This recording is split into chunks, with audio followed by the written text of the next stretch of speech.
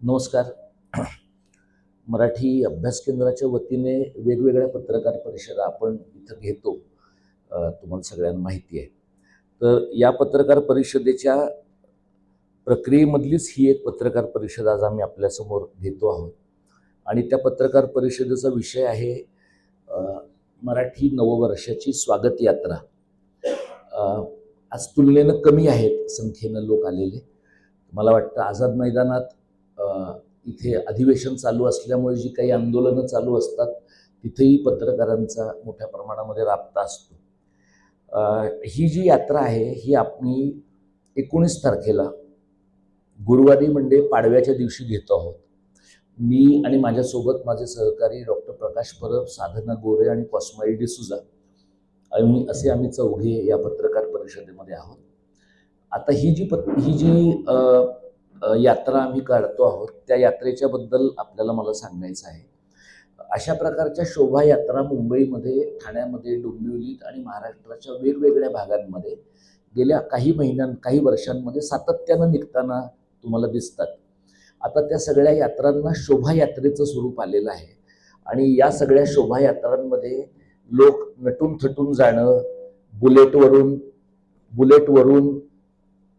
बुलेटवरून प्रवास करणं किंवा नथ वापरणं, नऊवारी साड्या नेसणं, अशा प्रकारचे सगळे उपक्रम होतात. आणि तशा प्रकारच्या उपक्रमांच्या बद्दल कोणाला काही वाईट वाटण्याचं काही कारण नाही. पण गेल्या काही वर्षांमध्ये आग्रहाने तुम्हाला असं जाणवतं की हे मराठी नववर्ष आहे पाडव्याचं, त्याचं ठरवून हिंदू नववर्षामध्ये रूपांतर केलं जाण्याची प्रक्रिया गेल्या काही वर्षामध्ये घडताना दिसते.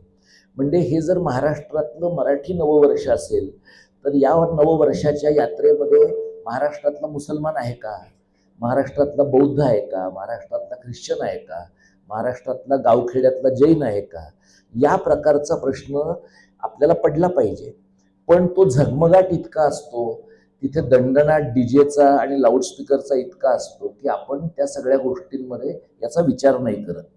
आम्हाला मराठी अभ्यास केंद्र म्हणून मराठी शाळा, मराठी भाषा, मराठी माणूस आणि महाराष्ट्राचं काम करताना असं वाटलं की हा जो सगळा पाडव्याचा कार्यक्रम आहे, पाडव्याचा हा उपक्रम आहे, जो पूर्णतः हिंदुस्थानच्या कथनामध्ये वाहून जाण्याचा धोका निर्माण झाला आहे, त्याला आपण रिक्लेम केलं पाहिजे. म्हणजे जसं बॅकबे रिक्लेमेशन आहे ते रिक्लेम करून तिथं नरिमन पॉईंट उभारलं गेलेलं आहे, तसं मराठी संस्कृतीचा जो पैस आहे, मराठी संस्कृतीचा जो पट आहे, तो रिक्लेम करण्याची क्षमता या पाडव्याच्या सणामध्ये आहे, पाडव्याच्या दिवसामध्ये आहे.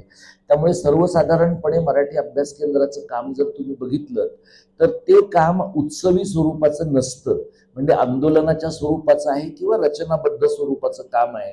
पण आम्ही पहिल्यांदा संयुक्त महाराष्ट्राचं दालन जे शिवाजी पार्कच्या जवळ आहे तिथून कामगार मैदानापर्यंतची जवळपास 4 किलोमीटरची एक नववर्ष स्वागत यात्रा यावर्षी आम्ही काढतो आहोत.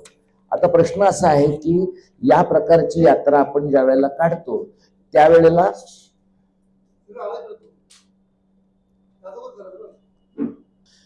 या प्रकारची जी नववर्ष यात्रा आहे ती यात्रा आम्ही सकाळी 8 ते 10:30 या वेळेमध्ये काढतो आहोत. याचं साधं कारण असं आहे की काही शोभायात्रा ज्या हिंदू धर्माच्या म्हणून शोभायात्रा निघतात त्या संध्याकाळी निघतात. तसंच त्याच दिवशी संध्याकाळी महाराष्ट्र नवनिर्माण सेनेचे प्रमुख राज ठाकरे यांची पाडव्याची सभा शिवतीर्थावर असते. त्यामुळे अशा प्रकारचे कार्यक्रम छोटे मोठे क्लॅश होऊ नयेत म्हणून हा नवा उपक्रम आहे, पहिला पायंडा पाडणारा उपक्रम आहे. म्हणून संयुक्त महाराष्ट्राचं दालन ते कामगार मैदान अशा प्रकारच्या 4 किलोमीटरच्या परिसरामध्ये ही यात्रा आहे. आता या यात्रेमध्ये नेहमीप्रमाणे आम्ही लोकांना असं म्हणतो की लोक असं विचारतात पहिल्यांदा यात्रेबद्दल आम्ही सांगितल्यावर की यात्रेत कसं यायचं. आमचं असं म्हणणं होतं की तुम्ही नेहमी सर्वसामान्य माणूस म्हणून जसे घराबाहेर पडता तसे या, कारण हा इतर दिवसांच्या प्रमाणेच आपल्या सगळ्यांच्यासाठीचा नेहमीचा दिवस आहे. आता ही जी यात्रा आहे ही यात्रा 3 गोष्टींना आम्ही वाहिलेली आहे. 3 गोष्टी काय आहेत? एक आहे मराठी शाळा, ज्याच्याबद्दलच्या आमच्या कामाची आपल्यापैकी अनेकांना कल्पना आहे. मुंबईमध्ये, महाराष्ट्राच्या इतर अनेक भागांमध्ये ठरवून मराठी शाळा बंद पाडण्याचं कारस्थान स्थानिक स्वराज्य संस्थांमधले प्रशासक आणि राजकारणी लोक करतात आणि याला काही अपवाद सोडले तर सर्व प्रकारचे लोक त्याच्यामध्ये समाविष्ट आहेत असं आपल्याला दिसेल. त्यामुळे मराठी शाळा टिकवणं हा एक महत्त्वाचा हेतू आहे. तुम्ही जर माध्यमातली मंडळी महाराष्ट्राच्या वेगवेगळ्या भागांमध्ये जे होतंय ते अत्यंत जागरूकपणे पाहत असाल, त्यामुळे सिंधुदुर्ग जिल्ह्यात ओरोसमध्ये जवळपास 20,000 लोकांचा मराठी शाळांच्यासाठी मोर्चा निघाला. त्या मोर्चामध्ये मी सहभागी होतो. जालन्यामध्ये अशा प्रकारचा मोर्चा काही संघटनांनी काढला. कोल्हापुरात आजऱ्यामध्ये अशा प्रकारचा मोर्चा काढला. महाराष्ट्राच्या वेगवेगळ्या जिल्ह्यांमध्ये जिल्हा परिषदा, नगरपालिका, नगर परिषदा, महानगरपालिका यांच्या शाळा खाजगी अनुदानित, खाजगी विना अनुदानित आणि स्वयं अर्थसहाय्यित अशा सर्व मराठी शाळांच्या पुढे आव्हान आलेलं आहे. हे लोकांना कळतंय आणि त्यामुळे लोक त्या प्रकारच्या शाळांच्या बचावासाठी पुढे येत आहेत. हा पहिला प्रश्न घेऊन आम्ही लोकांच्या पुढे जातोय. त्यामुळे मराठी शाळांचे पालक, मराठी शाळांचे शिक्षक, मराठी शाळांसाठी काम करणारे संस्थाचालक, शिक्षक संघटनांचे उमेदवार, प्रतिनिधी अशा सगळ्या मंडळींना आम्ही त्यासाठी आवाहन केलेलं आहे. दुसरा जो प्रश्न आहे तो मराठी माणसांच्या रोजगाराचा आहे. आपल्यापैकी अनेक लोकांना हे ऐकून ऐकून जवळजवळ पाठ झालं असेल की उत्तर भारतीय लोक खूप कष्टाळू आहेत आणि मराठी लोक मात्र कामचुकार आहेत. प्रश्न असा आहे की जर इतर राज्यांमधले लोक एवढे कष्टाळू आहेत तर ते आपल्या राज्यामध्ये हे काम का करत नसतील? आणि मराठी लोक कामचुकार आहेत म्हणून लोकांना नको आहेत का मराठी लोकांना पगार द्यायचा तर तो कामगार कायद्यांचे नियम पाळून द्यावा लागतो आणि तो तुलनेनं जास्त असतो म्हणून मराठी मजूर, मराठी कामगार लोकांना नको आहे? त्यामुळे अशा प्रकारच्या वातावरणात संघटित, असंघटित, अनौपचारिक आणि गिग अर्थव्यवस्थेमध्ये जो काही मराठी माणूस रोजगार करतो आहे त्या सगळ्या मराठी माणसाचं संरक्षण करणं आणि तिथल्या मराठी माणसांची संख्या वाढवणं ही एक अत्यंत आवश्यक गोष्ट आहे. आणि त्यामुळे गेले काही दिवस आम्ही सातत्यानं प्रयत्न करतो आहोत.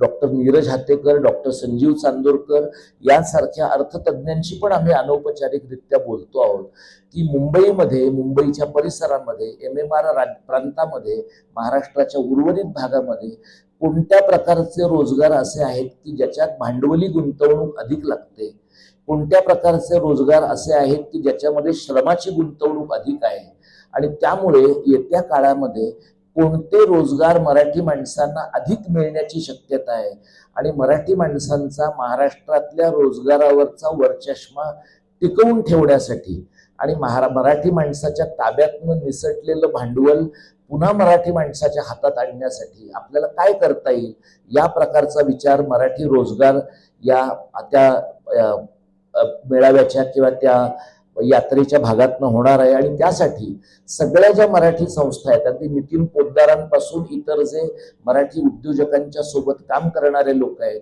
अशा सगळ्यांना आम्ही आवाहन करतो की त्यांनी याच्यामध्ये यावं. तिसरा जो मुद्दा आहे तो मराठी लोकांच्या घराचा आहे. आपल्यापैकी अनेकांना माहित आहे, कदाचित आपल्यातले काही लोक दक्षिण मुंबई, दक्षिण मध्य मुंबई, मध्य मुंबईमध्ये राहिलेले असाल, आपले नातेवाईक राहिलेले असतील. जे कोणी लोक चाळीमध्ये राहिलेले आहेत, जे कोणी लोक इमारतीमध्ये छोट्या राहतायत आता आणि जिथं पुनर्विकास काही प्रमाणामध्ये होतो आहे अशा सगळ्या ठिकाणी मराठी माणूस ठाणे, डोंबिवली, बदलापूर या सगळ्यांच्या पार फेकला जातो आहे आणि मराठी माणसाचं विस्थापन आणि उत्तर भारतीयांचं प्रचंड मोठ्या प्रमाणात इंटरनल स्थलांतर हा महाराष्ट्राच्या समोरचा मोठा प्रश्न आहे. गुजर मारवाड्यांचं भांडवल, उत्तर भारतीयांची प्रचंड मोठ्या प्रमाणात होणारी आवक या सगळ्या प्रश्नाचा विचार केला तर MMRच्या प्रांतामधलं जे काही मराठी माणसाचं घराचं स्वप्न आहे ते तर पूर्ण नाहीच होणार, पण मुंबईतलं घर मिळवण्याचा मार्ग त्यांचा जवळपास बंद झालेला दिसतो आहे. याचं ठोस उदाहरण म्हणजे मुंबईतला जो गिरणी कामगार ज्याने ही मुंबई उभी केली, संयुक्त महाराष्ट्राच्या लढ्यामध्ये सहभाग दिला, त्या गिरणी कामगाराला आता घरं देण्याची जबाबदारी सरकारने शेलू आणि वांगणीमध्ये काही हजार घरं बांधून पूर्ण करायचं ठरवलंय. म्हणजे ज्यांनी मुंबई बांधली त्या माणसांना तुम्ही शेलू वांगणीच्या बाहेर घरं देता आणि ज्यांनी मुंबई हडप केली त्या लोढा आणि अदानी सारख्या लोकांना तुम्ही मुंबई शहरामध्ये जागा देता. तर हा जो सगळा उलटा प्रवास आहे, त्या प्रवासाचा एक वाचा फोडणं हा या यात्रेतला महत्वाचा भाग आहे. यात्रेचा मार्ग मी तुम्हाला सांगतो. शिवाजी पार्क जवळच्या संयुक्त महाराष्ट्राच्या दालनामधून पासून ही यात्रा सुरू होईल. सकाळी 8 वाजता तिथे आम्ही जमणार आहोत.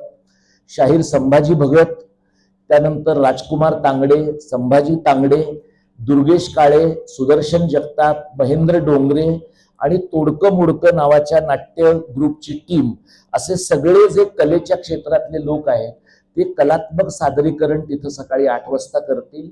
आणि त्या सादरीकरणाच्या नंतर 8:30 वाजता ही यात्रा मीनाताई ठाकरेंचा पुतळा, सेना भवन, प्लाझा, दादर टीटी, हिंद माता आणि आर.एम. भट शाळेच्या मार्गाने कामगार मैदानाच्या इथे विसर्जित होईल.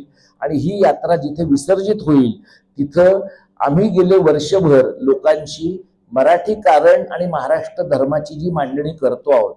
म्हणजे महाराष्ट्र धर्म म्हणजे काय आहे, तर महाराष्ट्रातला जो सर्व जाती धर्माचा मराठी माणूस आहे त्याचं पोट भरलं पाहिजे, त्याच्या ज्ञान व्यवहाराची सोय झाली पाहिजे आणि त्याच्या जगण्याला एक प्रकारची अर्थपूर्णता आली पाहिजे, याचा समग्र विचार करणारं जे सांस्कृतिक राजकारण आहे ते म्हणजे महाराष्ट्र धर्म आहे. त्या महाराष्ट्र धर्माबद्दलची मांडणी मी त्या कार्यक्रमाच्या अखेरीस करणार आहे. आणि त्यानंतर आम्ही लोकांच्या समोर हे लोकांचं नवयात्रेचं, नववर्षाच्या यात्रेचं जे प्रेम आहे ते केवळ त्या दिवसापुरतं न राहता वर्षभर राहावं, यासाठी वर्षभरामध्ये किमान मराठीच्या संबंधातले 10 संकल्प करणं, म्हणजे मराठी पुस्तकं वाचणं असेल, मराठी नाटक सिनेमा पाहणं असेल, मराठी कला क्षेत्राला आश्रय देणं असेल, अशा प्रकारच्या संकल्पांचा त्यामध्ये समावेश आहे.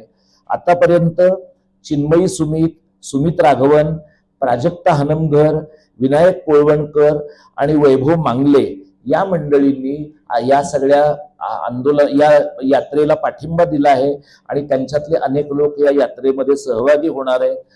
क्रांतिज्योती मराठी विद्यालय शाळेचे दिग्दर्शक हेमंत ढोमे हे सुद्धा या यात्रेमध्ये सहभागी होणार आहेत. आणि म्हणून सरतेशेवटी मला हे सांगायचं आहे की ही जी यात्रा आहे ही सगळ्या मराठी माणसांची यात्रा आहे. ज्यांना ज्यांना मराठी भाषा, मराठी माणूस आणि महाराष्ट्र राज्य आपलं वाटतं अशा सर्व लोकांसाठी, सर्व महाराष्ट्रीय आणि महाराष्ट्र धर्माच्या मानसिकतेच्या लोकांसाठीची ही यात्रा आहे. आपल्या मार्फत आम्ही लोकांना आवाहन करतो की जे कोणी लोक, राजकीय पक्ष असतील, सामाजिक संघटना असतील, स्वयंसेवी संस्था असतील, कला पथक असतील, गट असतील, नाट्यसंस्था असतील, क्रीडा मंडळ असतील, अगदी मच्छीमारांच्या संस्थांपासून ज्ञाती संघटना असतील, या सगळ्या मंडळींनी आपापले फलक घेऊन पण मराठी बद्दलचं प्रेम व्यक्त करत त्यांनी या यात्रेमध्ये सहभागी व्हावं, अशा प्रकारचं आवाहन आम्ही आपल्या मार्फत सगळ्यांना करतो. यानंतर मी आपले प्रश्न घेईन. धन्यवाद.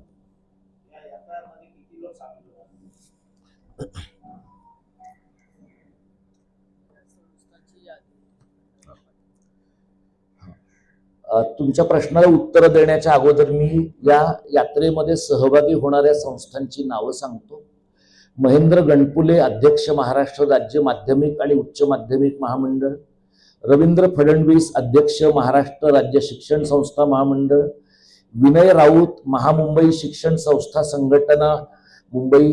जालिंदर सरोदे, कार्यवाह, महाराष्ट्र राज्य शिक्षक सेना. शिवनाथ दराडे, महाराष्ट्र राज्य शिक्षक परिषद. अनिल बोरनारे, मुंबई मराठी अध्यापक संघ. तानाजी कांबळे, महाराष्ट्र पुरोगामी शिक्षक संघटना. दिगंबर बेंडाळे, महाराष्ट्र राज्य कलाध्यापक संघ. संजय डावरे, महाराष्ट्र राज्य विना अनुदानित व अनुदानित शाळा कृती समिती. संदीप गोखले, अध्यक्ष, युवा शैक्षणिक आणि सामाजिक न्याय संघटना. धर्मेंद्र घाग, महाराष्ट्र संरक्षण संघटना. प्रसाद गोखले, मराठी शाळा आपण टिकवल्या पाहिजेत फेसबुक समूह. संतोष मगर, डीटीएड बीएड स्टुडंट असोसिएशन. भाऊसाहेब घाडगे, छत्र प्रतिष्ठान आणि मराठी गौरव प्रतिष्ठान सांगोला. डॉक्टर माधव सूर्यवंशी, मुख्य समन्वयक शिक्षण विकास मंच, यशवंतराव चव्हाण सेंटर. मेधा कुलकर्णी संपर्क म्हणजे ह्या मुंबईतल्या मेधा कुलकर्णी, पुण्यातल्या खासदार नव्हे, सिरत सातपुते महाराष्ट्र समन्वयक, जन आंदोलनांचा राष्ट्रीय समन्वय, राजकुमार तांगडे नाट्य दिग्दर्शक, शिवाजी अंडरग्राउंड इन भीमनगर मोहल्ला, हेमंत ढोमे कलाकार आणि दिग्दर्शक, क्रांतिज्योती मराठी विद्यालय, विनायक कोळवणकर नाट्य दिग्दर्शक, तोडी मिल फॅन्टसी, शाहीर संभाजी भगत, डॉक्टर अनघा मांडवकर, प्राची हातिवडेकर, अखिल भारतीय जनवादी महिला संघटना आणि गोवर्धन देशमुख मराठी एकीकरण समिती. आता तुम्ही जो प्रश्न विचारला त्याचं मी उत्तर देतो. या यात्रेला किमान 500 लोक उपस्थित राहावेत असा आमचा प्रयत्न आहे, अशी आमची अपेक्षा आहे. ज्या प्रमाणामध्ये लोक आता कालच्या दिवसभरामध्ये दादर, परळ, मुंबई, माहीम, नायगाव या सगळ्या भागांमध्ये आम्ही लोकांकडे पत्रकं पोहोचवली आहेत, संस्थांच्या भेटीगाठी घेतलेल्या आहेत. हे सगळं पाहता आम्हाला असं वाटतं की किमान 500 लोक यावेत. आमची आत्ता इच्छा अशी आहे की 2000 तरी किमान यावेत, पण 500 लोक नक्की येतील असा आम्हाला विश्वास आहे. आणि हे पहिलं वर्ष आहे, म्हणजे हळूहळू लोकांचा त्याच्याबद्दलचा कल, आकलन आणि त्याच्याबद्दलची समजूत वाढत जाते. 500 लोक किमान यावेत. जर लोकांनी पुढच्या 2 दिवसामध्ये तुमच्या माध्यमातून अधिक लोकांच्या पर्यंत हे पोचलं तर 2-1000 लोक त्याला येऊ शकतील असा मला विश्वास आहे. आता मी तुम्हाला यादी वाचून दाखवली. साधारणपणे 30 संघटनांचे लोक येणार आहेत.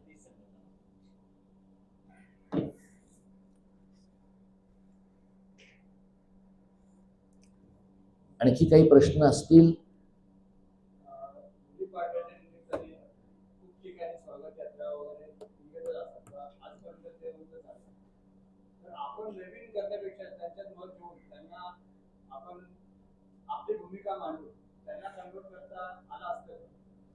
हा, म्हणजे तुम्ही जो सांगताय तो विचार आम्ही करून पाहिलेला आहे. आता पार्ल्यात यात्रा आहे, ठाण्यात यात्रा आहे, डोंबिवलीत यात्रा आहे, गिरगावात यात्रा आहे, आणखी काही ठिकाणी अशा प्रकारच्या यात्रा आहेत. त्याचं नावच आता हिंदू नववर्ष शोभायात्रा असं आहे.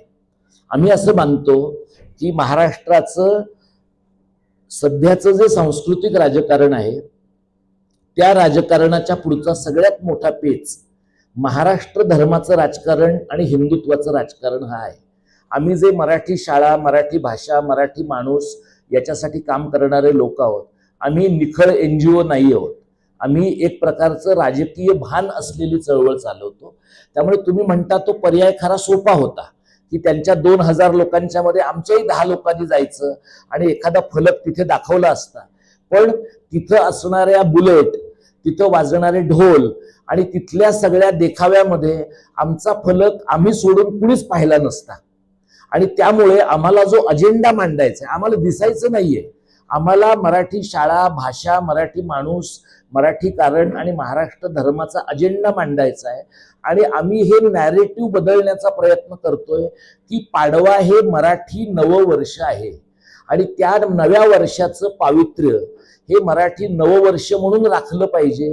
कारण एकदा तुम्ही त्याला हिंदू नववर्षाचा मुलामा दिलात की मग गुजराती, उत्तर भारतीय आणि इतर सगळ्या परप्रांतीयांच्या रेट्याखाली मराठी नववर्षाचं जे पावित्र्य आहे ते दबलं जातं. म्हणून आम्ही विचारपूर्वक यातल्या कोणत्याही हिंदू शोभायात्रेमध्ये जायचं नाही. स्वतंत्र मराठी शोभायात्रा नववर्षाची काढायची अशा प्रकारचा निर्णय आम्ही घेतलाय.